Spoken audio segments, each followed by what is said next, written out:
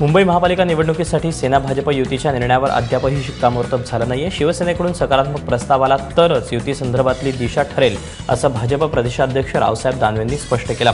मुख्यमंत्र्यांच्या वर्षा निवासस्थानी भाजप नेत्यांची दोनदा आढावा बैठक झाली।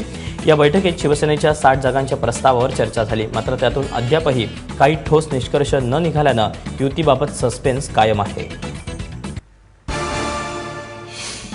संजय राउत ने कहा है कि 60 सीट हम देने के लिए सहमत है, उससे ज्यादा एक भी सीट नहीं दी जाएगी। मुझे ऐसा लगता है कि ये बात तो अभी मुख्यमंत्री जी और उद्धव ठाकरे के बीच में होने वाली है। संजय राउत क्या बोलता है उसकी तरफ हम कोई ध्यान देते नहीं है, लेकिन हम रास्ता देख रहे हैं कि जो कोई सकारात्मक प्रस्ताव उनके तरफ से अगर आया तो चर्चा हो सकती है।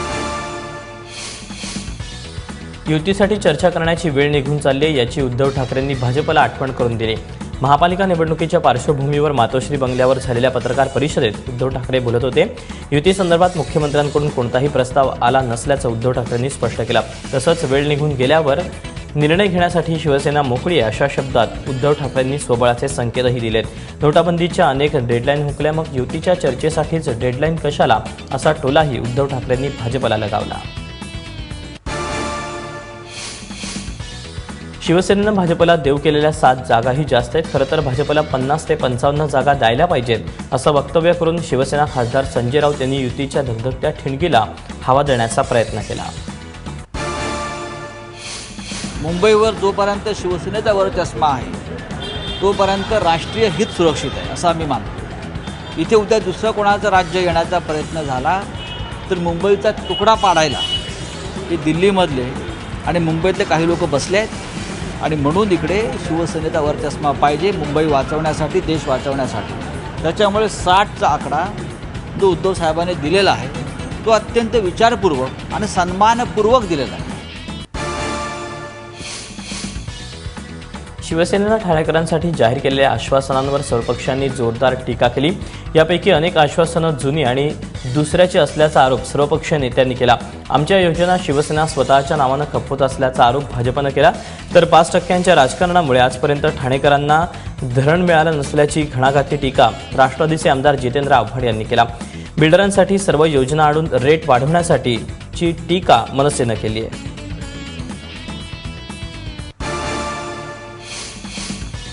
संजय निरुपम आणि गुरुदास कामतांमधला वाद लवकरच दूर करण्यात यश येईल असा विश्वास काँग्रेसचे नेते कृपाशंकर सिंग यांना वाटतोय। दरम्यान या वादासंदर्भात संजय निरुपम यांच्याशी सविस्तर चर्चा झाली नसल्याचं कृपाशंकर सिंग यांनी एबीपी माझाशी बोलताना सांगितलं।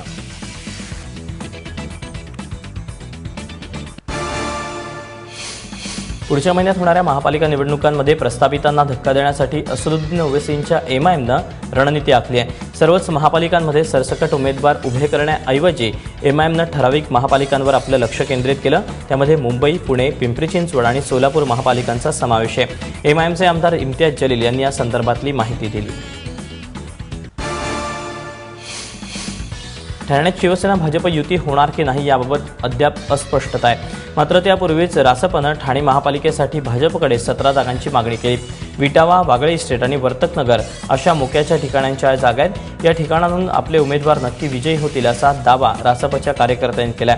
या जागांची यादी रासपनं भाजपला दिली आहे, मात्र युतीमुळे पुढचे निर्णय अडून बसलेत। भाजपनं जागा वाटपात मानाचं स्थान न दिल्यास स्वबळावर लढण्याची तयारी रासपनं केली आहे। मुंबईतील घाटकोपरचे भाजप आमदार राम कदम यांच्या भावावर मारहाणीचा गुन्हा दाखल झालाय। राष्ट्रवादीचे नगरसेवक हारून खान यांनी दिलेल्या तक्रारीनंतर विक्रोळी पोलीस स्थानकात हा गुन्हा दाखल करण्यात आला। राम कदम यांचे भाऊ दिलीप कदम यांनी आपल्या कार्यकर्त्यांना मारहाण केल्याचा आरोप नगरसेवक हारून खान यांनी केला।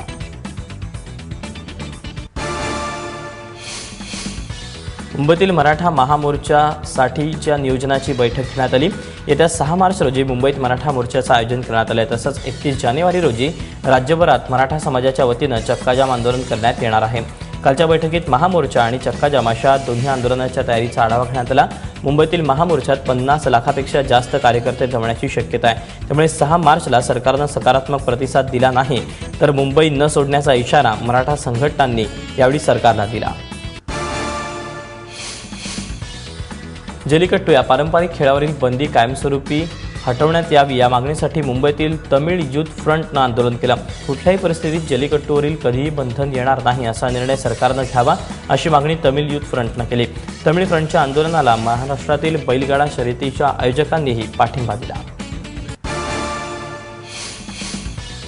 मुंबई विमानतळावर सोन्याच्या जप्तीचं सत्र सुरूच आहे. तब्बल 2.25 किलो सोनं जप्त करण्यात आलं असून त्याची किंमत 61 लाख इतकी आहे. या प्रकरणी सोनं घेऊन येणारा आरोपी आणि ज्याला हे सोनं दिलं जाणार होतं त्या अर्शद नावाच्या व्यक्तीलाही अटक करण्यात आली.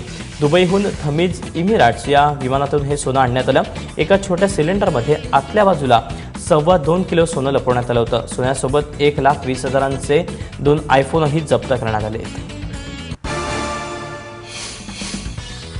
क्राईम शो पाहून 10 वर्षांच्या मुलाचं अपहरण करणाऱ्याला मुंबई पोलिसांनी अटक केली. दिलीप रॉय असं 32 वर्षीय आरोपीचं नावे.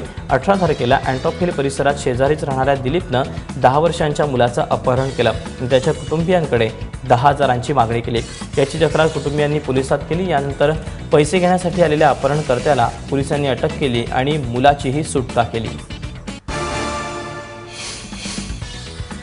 ठाणे कामगार कार्यालयातले सहाय्यक अशोक पवार यांनी गळफास घेऊन आत्महत्या केली. आत्महत्येपूर्वी त्यांनी लिहिलेल्या चिठ्ठीत वरिष्ठांच्या जाचामुळे आत्महत्या करत असल्याचं म्हटलंय.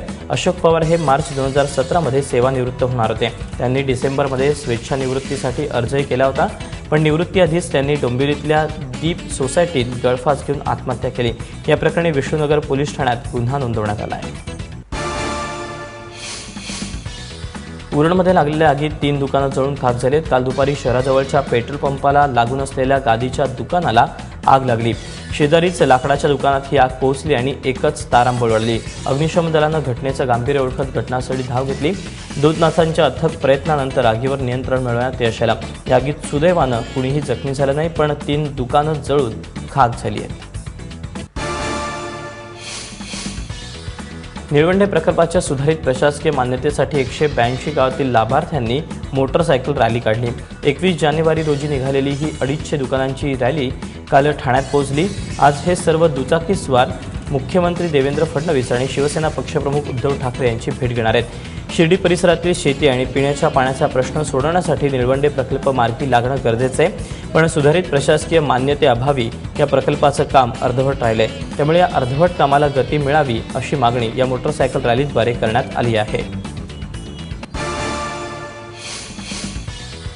अभिनेता अर्जुन रामपाल यांनी वाहतूक नियमांचं पालन करण्याचं आवाहन केलंय. ठाण्याच्या प्रादेशिक परिवहन विभागाच्या रस्ते सुरक्षा सप्ताहाच्या समारोप कार्यक्रमाला अर्जुन रामपालनं हजेरी लावली.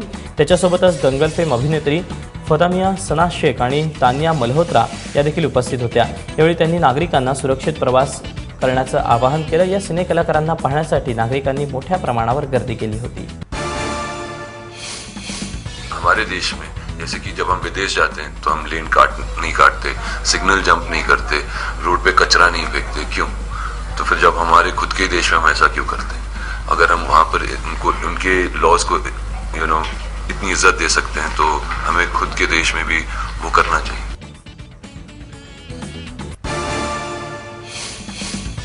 पुण्यातील शनिवारवाडा या ऐतिहासिक वास्तूला काल 285 वर्ष पूर्ण झाली. थोरले बाजीराव यांनी 22 जानेवारी 1732 रोजी या वाड्याचं बांधकाम सुरू केलं. शनिवार पेठेत हा वाडा असल्यानं याला शनिवारवाडा असं नाव देण्यात आलं. मराठी दौलतशाहीची शान असलेला शनिवारवाडा अनेक कर्तबगारांच्या महापराक्रमांचा मूक साक्षीदार आहे. त्यामुळे वाढदिवसाच्या दिवशी हा वाडा फुलांनी सजवण्यात आला होता. तसंच शनिवारवाड्याचा दरवाजाही काही काळासाठी पूर्ण उघडण्यात आला होता.